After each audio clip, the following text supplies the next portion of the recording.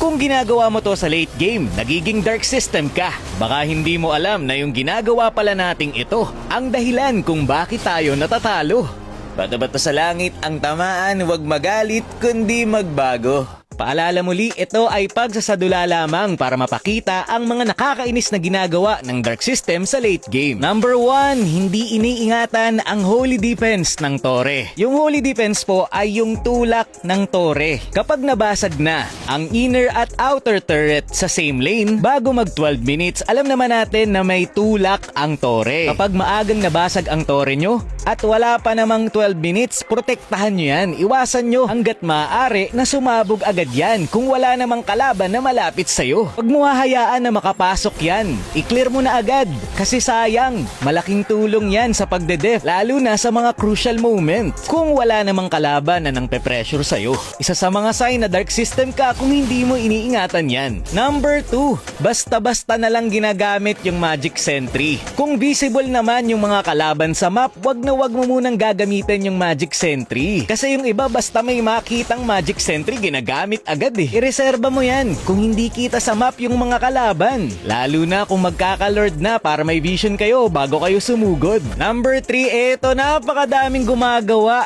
Kiniklear ang dadaanan ng Lord. Kung buhay ang mga kalaban nyo para mag-def, after nyong makuha ang Lord, i-clear nyo muna ang side lane. Kasi kapag clear nyo agad yung dadaanan ng Lord, mas bibilis yung pagmarcha ng Lord papunta sa tore ng kalaban. At dahil yung side lane nyo ay malayo pa yung mga minions, mid lane lang ang kailangan i-def ng kalaban, kaya ang ending, madedef lang nila.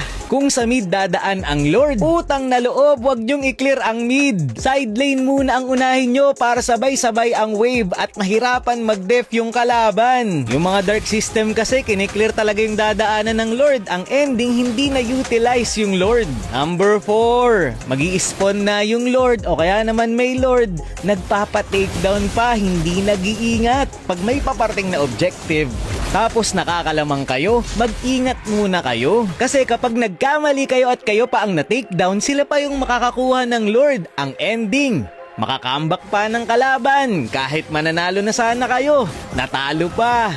Nako, napakadaming ganyan sa solo.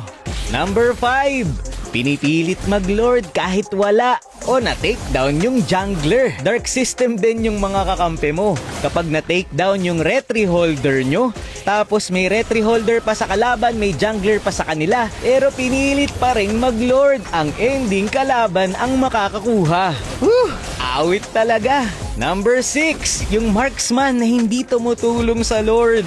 Bro, kapag late game na, kailangan na ng marksman na tumulong sa Lord. Kasi ikaw na lang yung makaka-takedown yan, lalo na kung malambot lang yung hero ng jungler nyo. Nakakainis yung mga ganyang kakampi. Number 7, hindi mo na pinoplow ang side lane bago mag-Lord. Bago kayo mag-Lord, make sure na maayos na naka-flow ang mga minions nyo sa side lane. Kasi pwede silang makasegue or baka mapush ng minions yung tore nyo sa kabilang side habang kayo ay nakikipag-Lord fight. Yung mga dark system nakakampi mo kasi sa solo, basta nakakita ng Lord, ina-atake agad, hindi mo na pinoplow. Number 8, naglo-Lord pa kahit endable na. Wala na ngang magde-def, nag-Lord pa kayo, sayang, tapos na sana. Number 9, nagpupush nang hindi iniisip ang death timer ng kalaban. Kapag mabubuhay na yung kalaban, huwag ka nang lumalim para mag-push, lalo na kung delikado at crucial yung game. Tumingin ka sa death timer kapag malapit na mabuhay ang kalaban, mag-back ka na. Number 10, nagpapa-shutdown. Kapag maganda ang score mo at malaki ang bounty mo, kagaya dito ang standing ko 6-0-10. Hanggat maaari, mag-ingat ka. Kasi kapag na-takedown ka ng kalaban, malaki ang makukuha nilang gold sa'yo. Kahit makapitas ka ng isa, hindi good trade yun.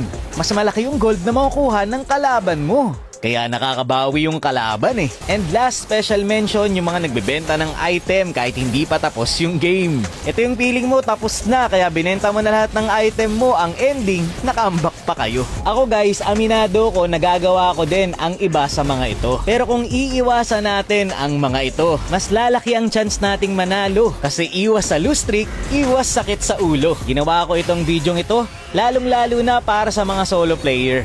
para mabawasan ang dark system sa Mobile Legends. By the way guys, available na nga pala ang Shyrax X Fuego finger sleeves. So kung mahilig ka sa purple, eto na ang para sa'yo. Ilalagay ko na lang sa comment section.